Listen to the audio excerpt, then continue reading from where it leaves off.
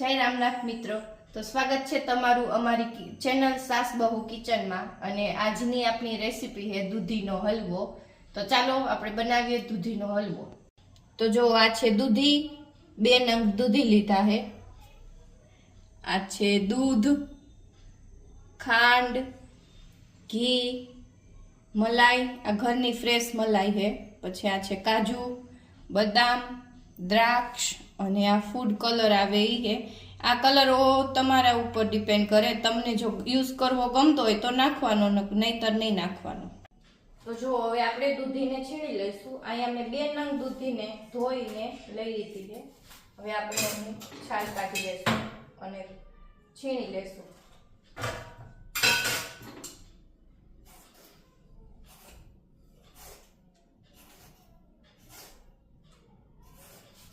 જો આપણે બધી દૂધીની છાલ ઉતારી દીધી અને હવે એને આપણે આવી રીતે મોટી છીણી આવે એનાથી છીણી લેશું.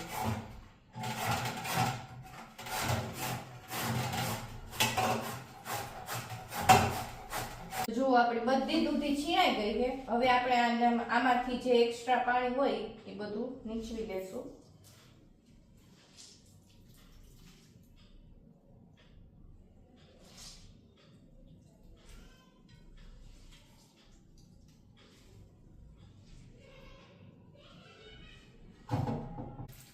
તો જો આપણે બધી જે દૂધી છીણી હતી બધી દૂધીમાંથી આપણે પાણી નીચવી લીધું છે આ રીતનું.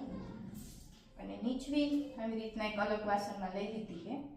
તો ચાલો હવે આપણે હલવો બનાવવાનું સ્ટાર્ટ કરીએ. સૌપ્રથમ આ નોનસ્ટિક પેન લીધી, એમાં હવે આપણે 3 થી 4 ચમચી ઘી એડ કરશું. આપણે જે કાજુ, બદામ ને દ્રાક્ષ છે ને એને આપણે ઘીમાં થોડાક ફ્રાય કરી લેશું. ઘી ગરમ થાય એટલે એમાં આપણે કાજુ, બદામ ને દ્રાક્ષ એડ કરી થોડાક શેકી લેશું એને. તો જો ઘી ગરમ થઈ ગયું છે, એમાં આપણે બદામ નાખી, થોડી કિસમિસ, ડ્રાય ફ્રૂટ તમે તમારા ટેસ્ટ મુજબ લઈ શકો છો. કોઈને વધારે ભાવતું હોય તો વધારે લઈ શકો.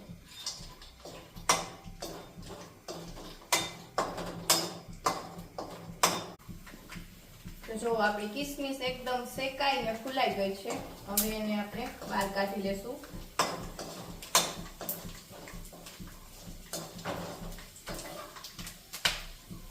જો એકદમ શેકાઈ ગઈ, ગેસ ધીમો કરી અને આપણે એને બહાર કાઢી લેશું.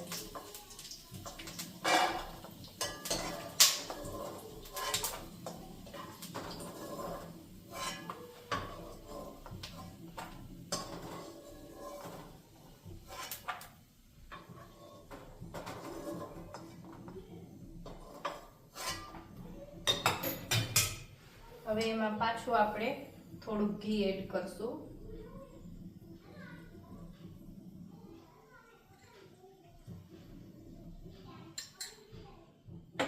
હવે એમાં આપણે આ જે દૂધી છીણી છે એને એડ કરી દેશું.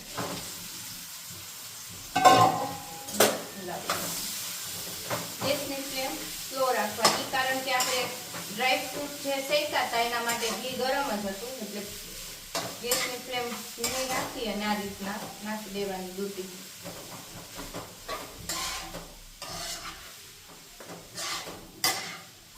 થોડીક ફાસ્ટ થોડીક વાર.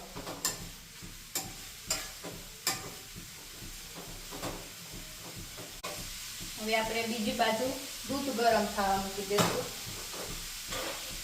દૂધીના હલવામાં દૂધ ગરમ કરીને એડ કરીને તો એમાં જે માવાનો ભાગ આવે ને એ થોડોક વધી જાય, માવા જેવો ટેસ્ટ આવે. ગરમ કરેલું દૂધ એડ કરીને ચડવા દેશું આપણે ધીમા તાપે, થોડીક વાર તાપીને રાખી દે. તો ચાલો હવે આપણે જોઈએ આપણી દૂધી એકદમ શેકાઈ ગઈ છે કે નહીં, ચેક કરી લઈ. થઈ ગઈ, એકદમ સરસ થઈ ગઈ.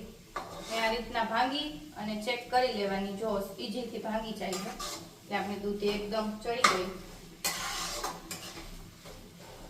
હવે આપણે એમાં ગરમ જે દૂધ કર્યું હતું એ દૂધ એડ કરી દેશું.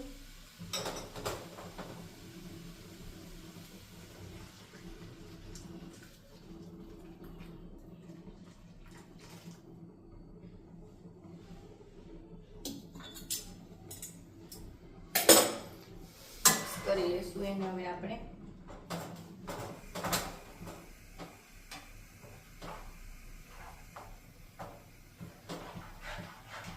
હવે દૂધ થોડું ચડે ત્યાં સુધી આપણે એને થોડીક વાર હલાવતા રહેશું.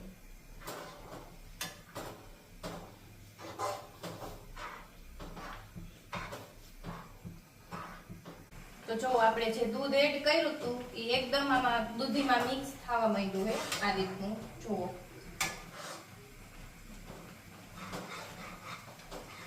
હવે આપણે આમાં થોડું દૂધ મિક્સ થાય પછી આપણે આમાં ખાંડ એડ કરશું. તો જો આપણું દૂધ એકદમ સરસ બળી ગયું છે. હવે આપણે એમાં જે આ ઘરની ફ્રેશ મલાઈ હતી એ એડ કરશું, અડધી વાટકી જેટલી.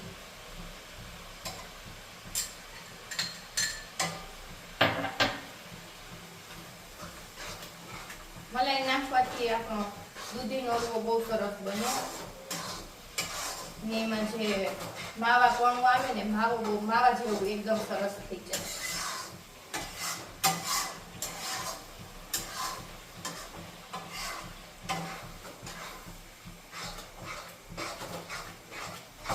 થોડીક વાર આપણે હલાવશું 5 મિનિટ.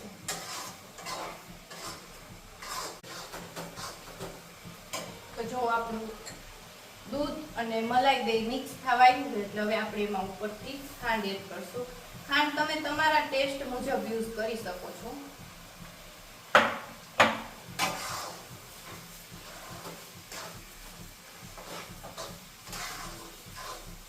તો જો આપણો હલવો એકદમ સરસ રેડી થઈ ગયો છે. જો આવો પણીવાળો થયો સરસ.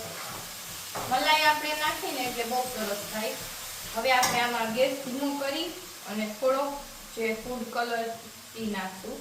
આ બધું તમારા જો તમે યુઝ કરતા હોય તો કરવાનું, બાકી નહીં.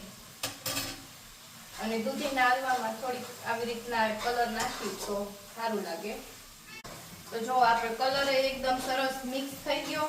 હવે એમાં આપણે જે અગાઉ ઘીમાં શેક્યા હતા કાજુ બદામ ને કિસમિસ એ એડ કરી દઈશું.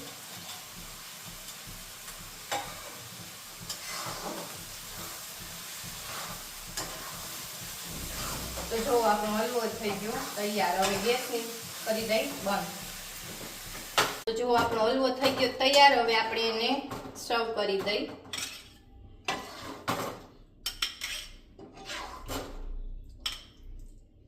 તો જો આપણો હલવો થઈ ગયો તૈયાર.